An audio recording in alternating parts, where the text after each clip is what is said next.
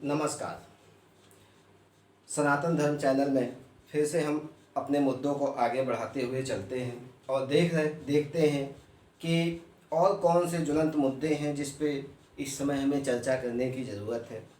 आप देख रहे हैं कोरोना, जिसने पूरे विश्व में जो है त्राही त्राही मचा रखा है। पूरे विश्व का ध्यान हमेशा जो है कोरोना की तरफ जा रहा है, या कहा जाए तो उसकी तरफ हमारा ध्यान दिलवाया जा रहा है तमाम माध्यमों से।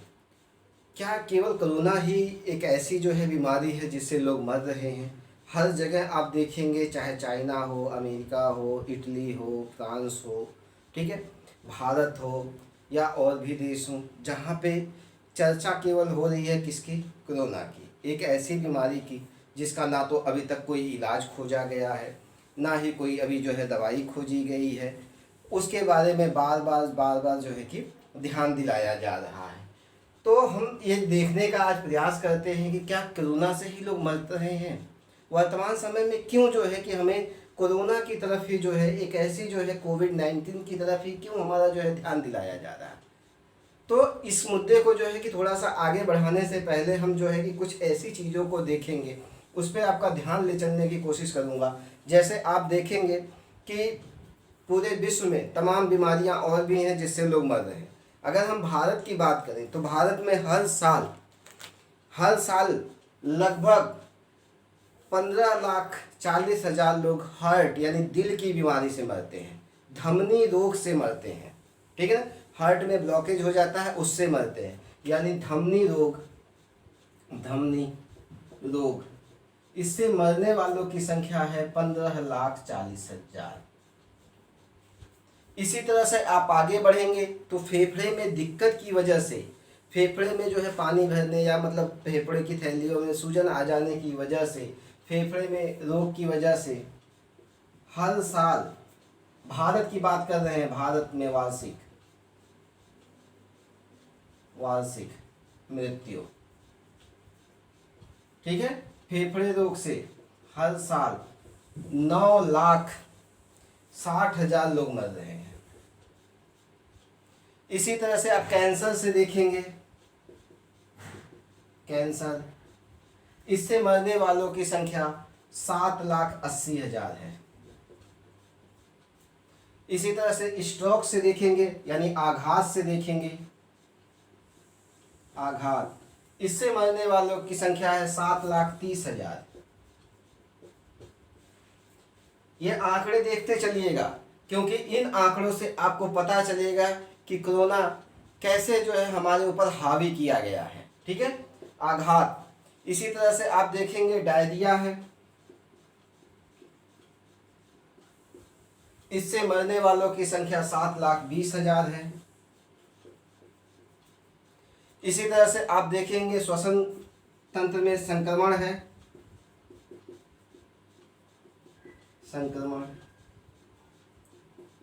इससे मरने वालों की संख्या 5,10,000 है, 5,10,000।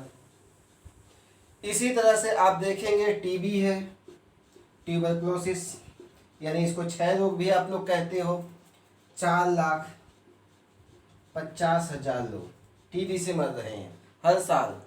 नवजात शिशुओं में जो संक्रमण होता है, नवजात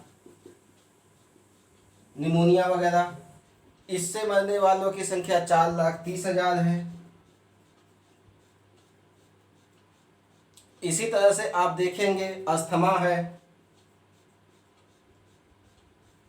अस्थमा, सांस की दिक्कत ये भी है, इससे मरने वालों की संख्या 2,50,000 है।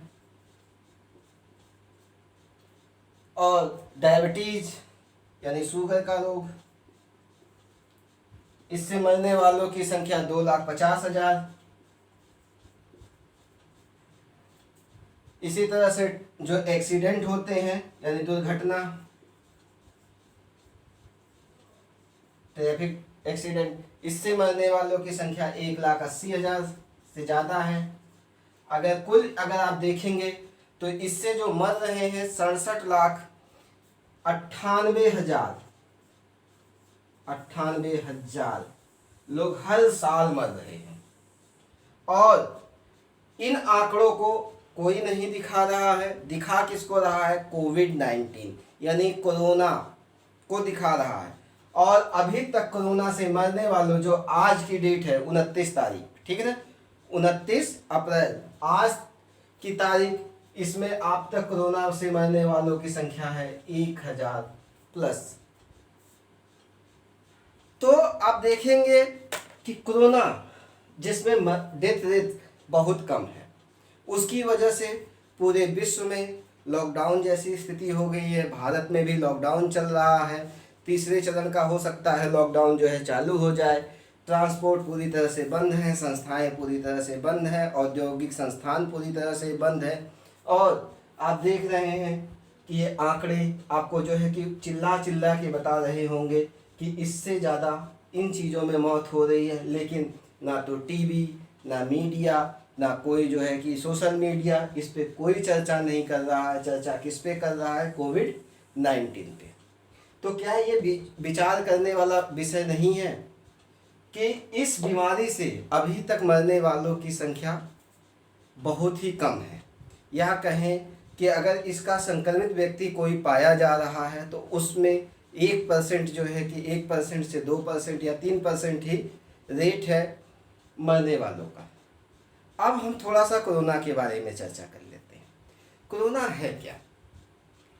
ये बताया जा रहा है कि ये कई जो है कि वायरस का मिला जुला रूप है, इससे संक्रमण होता है। और जब इससे संक्रमण होता है तो इसके जो लक्षण होते हैं कोरोना के, उसमें बुखार आता है, खांसी आती है, सांस लेने में दिक्कत है, ठंड लगती है, आपको कपकपी के साथ आपको लगातार जो है कि बुखार सा आना हो रहा है, मांसपेशियों में दर्द हो रहा है, सिर में दर्द हो रहा है, गले में खराश हो रही है, स्वाद और गंध का आपको पता नहीं चल रहा है। तो थोड़ा सा ध्यान दीजिएगा जो लक्षण इन्होंने बताया है कोरोना का कि इससे ये दिक्कत हो रही है, यानी बुखार का लक्षण इन्होंने बताया है कोरोना का। दूसरा आपको बताया है कि सांस लेने में दिक्कत हो रही है, सांस में तकलीफ, ठंड लग रही है, कपकपी हो रही है, कपकपी हो रही है, ठीक है। आप देख रहे हैं कि गले में दर्द हो रहा है, गले में दर्द, मांसपेशियों में दर्द हो रहा है, खराश है, खराश है, और आपको स्वाद अथवा गंध का कुछ पता नहीं चल रहा, यानी जो कुछ खा रहे हो आप उसका स्वाद नहीं आपको पता चल रहा है, सूंघ रहे हो तो उससे जो है कि पता नहीं चल रहा है कि उसकी खुशबू कैसी है या दुर्गंध कैसी है। ये लक्षण कोरोना के बताए जा रहे हैं। और आप थोड़ा सा ध्यान दीजिए कि आपको जब नॉर्मल सर्दी जुकाम होता है तो उसमें भी आपको ऐसे ही लक्षण दिखाई देते हैं, बुखार भी आता है, सांस लेने में तकलीफ भी होती है, ठंड का भी एहसास होता है, गले में आपको दर्द भी होता है, मांसपेशियां भी दर्द करती हैं, आलस आलस सा लगता है, सोने का बार बार मन करता है, गले में खराश भी होती है, स्वाद और गंध का आपको पता नहीं चलता है। तो जब यही लक्षण हमारे सामान्य फ्लू के होते हैं, सामान्य सर्दी जुकाम के होते हैं, तो और यही लक्षण आपके कोरोना के हैं, तो हम कैसे दोनों में अंतर करते हैं? एक्चुअली अंतर हम नहीं कर पा रहे हैं। जो भी ऐसा लक्षण दिख रहा है, RT-PCR टेस्ट, जो RT-PCR एक टेस्ट होता है, इस टेस्ट के माध्यम से बताया जाता है कि फ्लू है कि नहीं है आपको। और ये जो RT-PCR टेस्ट है ये सामान्य फ्लू को जांचने के लिए है। और ये सामान्य फ्लू को जांचने के लिए जो RT-PCR टेस्ट है, आपको अगर मैं 10 बार RT-PCR टेस्ट करूं तो आप देखेंगे कि 10 बार में से हो सकता है एक बार, एक ही दिन की मैं बात बता रहा हूँ, एक ही दिन में हो सकता है मैं 10 बार RT-PCR टेस्ट आपको करूं तो एक दिन में ही हो सकता है एक बार आपको फ्लू का लक्षण दिखा दे।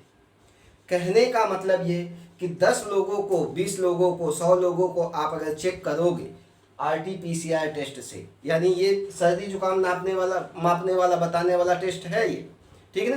इसी टेस्ट से आप जो है कोरोना को जो है कि माप रहे हो, इसी टेस्ट से जो है कोरोना के लक्षण को दिखा रहे हो।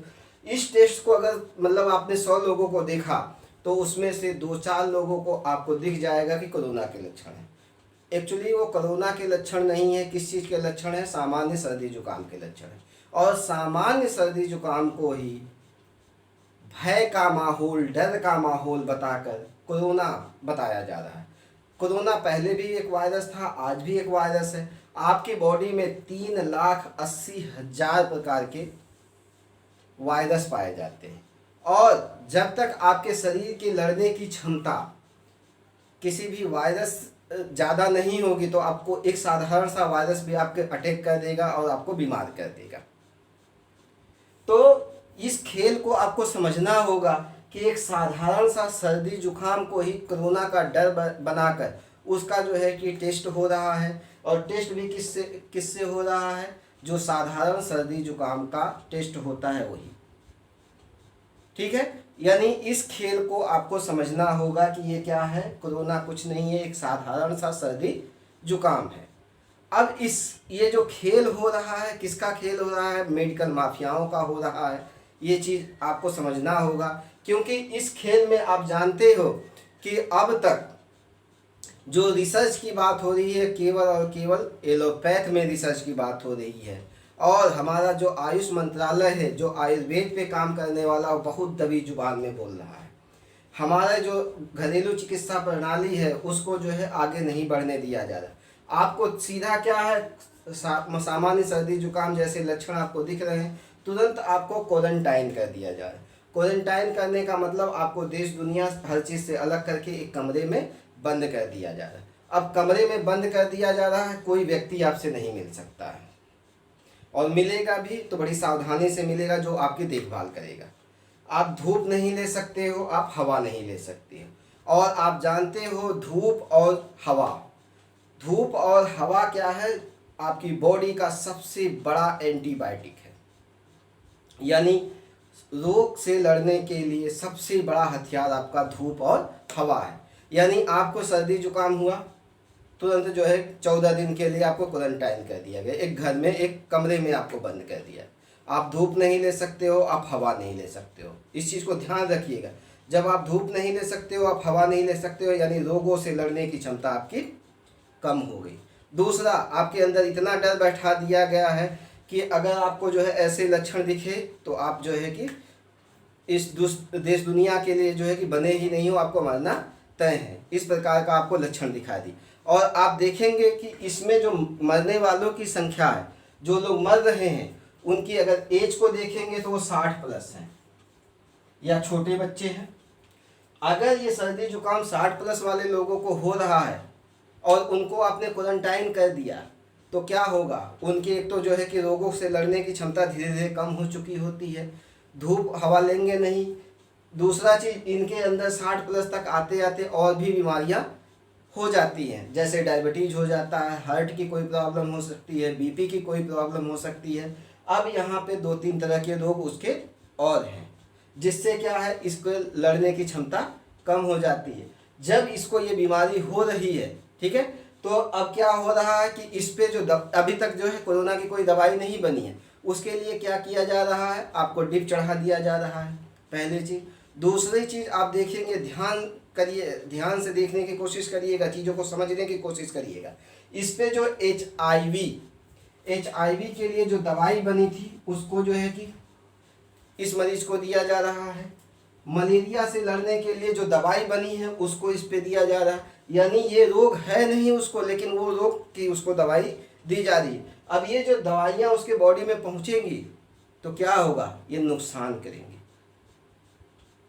यानी 2 से 3 रोग ऑलरेडी है और अलग जो है कि दवाइयाँ उसको दी जा रही हैं, जिसकी वजह से क्या हो रहा है, उसकी मृत्यु तक हो जा रही है। इस खेल को आपको समझना होगा और जानना होगा कि कहाँ पे हम गलती कर रहे हैं। अमेरिका ने भी इस चीज़ को स्वीकार किया है अभी हाल ही में कि धूप जो है कि बहुत ज़्यादा ज़रूरी है इस वायरस से लड़ने के लिए। बोकारो झारखंड के एक डॉक्टर हैं, उन्होंने स्पष्ट रूप से कहा है विटामिन सी से इस रोग से लड़ा जा सकता है, सामान्य सर्दी जुकाम है। इसी तरह से एम्स के जो निदेशक हैं उन्होंने भी कहा कि ये सामान्य सर्दी जुकाम जैसा ही है, इससे जो मरने वाले लोगों की वो है संख्या है वो 2 से 4% या 5% है, यानी 90 से 95% इससे मरीज ठीक ही हो जा रहे हैं, सामान्य सर्दी जुकाम जैसा ही है। अभी कुछ समय पहले नोएडा के जो है कि एक अस्पताल से रिपोर्ट आई थी कि कुछ लोगों का इलाज केवल गर्म पानी के आधार पर किया गया था, जिससे ये रोग ठीक हो गया है। जब इस रोग का लक्षण ही हमें सही से नहीं पता चल रहा है तो हम इसका इलाज कैसे करेंगे? सामान्य सर्दी जुकाम ही है तो क्यों इसका एक डर बैठाया जा रहा है? इस चीज़ को आपको समझना होगा। इसके लिए आपको थोड़ा सा जो है पीछे जाना पड़ेगा, आपको देखना पड़ेगा इंटरनेशनल क्या राजनीति है। इस सारे मुद्दे पर इंटरनेशनल राजनीति है, मेडिकल माफियाओं का गेम है। आप देखेंगे कि भारत में फिर से आयुर्वेद और होम्योपैथ और नेचुरोपैथ इन माध्यमों से फिर से जो है कि इलाज होने लगा था, इसका दबदबा फिर से होने लगा था। इस दबदबे को कायम करने के लिए क्या किया गया, एक गेम जो है फिर से खेला गया। और आप ये देखिए कि जब ऐसा रोग का लक्षण दिखाया जा रहा है, इस रोग के लक्षण में आपको केवल और केवल एलोपैथ की दवाइयाँ जो है दी जा रही है, कहीं पर भी आयुर्वेद की दवाइयों की चर्चा नहीं है। डॉक्टर से जो है बार बार कहा जा रहा है इस माध्यम से करिए, इस माध्यम से करिए, यानी क्या है, इसको रोकने का बराबर प्रयास हो रहा है। जबकि हम जो है भारत में रहते हैं तो हमारा ये अधिकार है कि अगर हमें कोई रोग होता है तो हम जो भी दवाई की पद्धति है उसके माध्यम से किसी एक को चुनने का हमारा अधिकार है, या हम अपने हिसाब से इलाज करवा सकते हैं। तो अगर हमें कोई रोग हो रहा है तो क्यों हम बार बार एलोपैथ को ही की दवाइयों को देखें? क्यों नहीं हम आयुर्वेद की दवाइयों को देखें, या होम्योपैथ की दवाइयों को देखें, या नेचुरोपैथ की दवाइयों को देखें? इस पे क्यों जो है बैन लगा है अभी तक? क्यों नहीं इस पे जो है बोला जा रहा है? ये एक सवाल है, इसको समझना होगा। जब एक साधारण से काढ़े से जो है कि आपका ये बुखार ठीक हो सकता है तो हम क्यों नहीं उस पर जो है कि ध्यान दे रहे हैं? या च्यवनप्राश जैसी चीज़ें जो आती हैं, जो मसालों से बनती हैं, उसको क्यों नहीं खाकर जो है इम्यूनिटी पावर को बढ़ावा दिया? क्यों 3-4 रोग जो है कि होते हैं और उस पर जो है ये दवाइयाँ चलाई जा रही हैं जिससे उस व्यक्ति की मृत्यु हो जाती है। इस व्यक्ति में जो है कि ये बता दिया जाता है ये छुआछूत की बीमारी है। छुआछूत तो पहले से भी थी, हमारे घर में किसी एक को सर्दी जुकाम होता है तो दूसरे को भी हो जाता है, या हम उसके संपर्क में, जिससे भी सर्दी जुकाम होगा उसके संपर्क में आएंगे तो सर्दी जुकाम होना ही है। अगर हमारी इम्यूनिटी पावर यानी रोगों से लड़ने की क्षमता अच्छी है तो हम उसको अच्छा कर लेंगे, नहीं लड़नी है तो हो सकता है कुछ दवाइयाँ ले हम ठीक हो जाएंगे उससे। लेकिन उधर जो है ना तो सरकार ध्यान देने दे रही है, ना ही हमारे ये जो मीडिया है उस पर ध्यान दे। कोई भी मीडिया जो है कि आपने देखा होगा, चाहे प्रिंट मीडिया हो, चाहे आपका ये डिजिटल मीडिया हो, कोई भी मीडिया भारत के आयुर्वेद के बारे में चर्चा नहीं कर रहा, या कर भी रहे हैं तो 1-2 मीडिया चैनल कर रहे हैं जिसकी बातों को सुनने ही नहीं दिया जा रहा, या बहुत दबी जुबान में कह रहे हैं। अगर मीडिया वाले इतने ही देशभक्त हैं तो उनसे मैं एक सवाल पूछूंगा कि वो भारत में रहते हैं तो भारत की अपनी एक चिकित्सा प्रणाली थी, आयुर्वेद है, उस पर क्यों नहीं वो ध्यान दिलवा रहे हैं? क्यों नहीं उस पर चर्चा कर रहे हैं? अगर आपने ध्यान दिया होगा, हमारे यहाँ एक जो है महापुरुष हुए राजीव दीक्षित, उन्होंने लगभग हर रोगों का इलाज बताया। बाद में उनकी मृत्यु हो गई, कहा जाता है उनकी हत्या करवा दी गई। हत्या किसने करवाई होगी आप जानते ही हैं कि मेडिकल माफियाओं का जब जो है कि चीज़ें नहीं चलती हैं तो हत्या हो, तो हत्या करवा दी गई। अगर इन मीडिया चैनल के पास इतनी ही हिम्मत है तो क्यों नहीं राजीव दीक्षित की चीज़ों को जो है अपने चैनल पे चला रहे हैं? बार बार जो है आपको डिस्प्रिन खाने के लिए कहेंगे, बार बार आपको पैरासीटामोल खाने के लिए कहेंगे, बार बार आपको जो है कैंसर की अलग दवाइयाँ बताएंगे, लेकिन कभी भी आपको आयुर्वेद की बात नहीं करें। अगर उनकी देशभक्ति तब कहाँ चली जाती है? सवाल मीडिया से भी होना चाहिए, सवाल सरकार से भी होना चाहिए। अब आप जो है कहेंगे कि डॉक्टर जो है कि इसमें भाई डॉक्टर को जो निर्देश दिया गया है, डॉक्टर क्या है, आप देखेंगे कि डॉक्टर को एक जो है कि ढर्रे पे चलाया जाता है, मजबूर किया जाता है, उसकी सोचने समझने की क्षमता जो है कि एक जगह जो है कि बंद कर दी जाती है, उसको बार बार जो है कहा जाता है इस मेथड से आपको दवाई देनी है, रिसर्च ही नहीं करने दिया जाता है। जब हमारे एलोपैथ के डॉक्टर रिसर्च नहीं करेंगे तो कैसे बता पाएंगे। कुछ लोग आवाज़ उठाते हैं तो उनकी आवाज़ को दबा दिया जाता है। तो सवाल उठना चाहिए, अगर भारत को विश्व गुरु बनाना है, फिर से जो है कि सनातन धर्म पद्धति को अपनाकर ही बना सकते हो आप, उस तरह से नहीं बना सकते हो।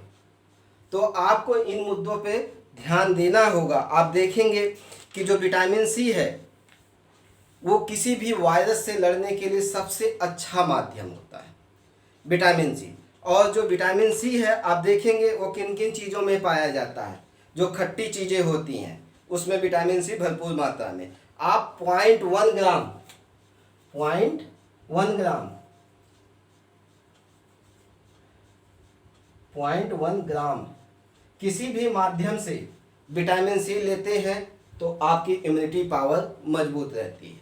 वो चाहे एक बड़ा सा अमरूद हो सकता है, चाहे टमाटर हो सकते हैं, या 2-3 आम हो सकता है। अगर इतना मात्रा में आप ले रहे हो तो आपको जो है कि 0.1 ग्राम विटामिन सी मिलेगा। और वो विटामिन सी क्या करेगा, ऐसे सामान्य सर्दी जुकाम या मतलब ऐसे वायरस से लड़ने के लिए पर्याप्त है।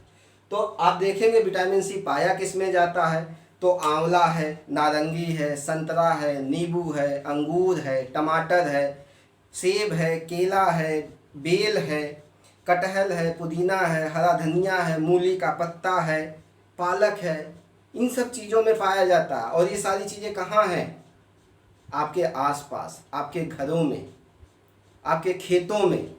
इसका रोज़ इस्तेमाल करके आप इस फ्लू से जो है बच सकते हो, इस रोग से बच सकते हो, यानी इम्यूनिटी पावर बढ़ा सकते हो।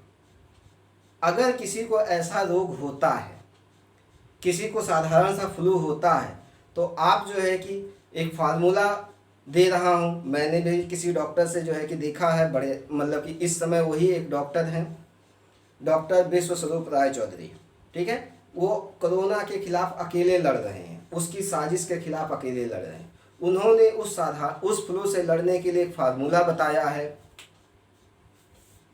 10%, 20% एंड 30%।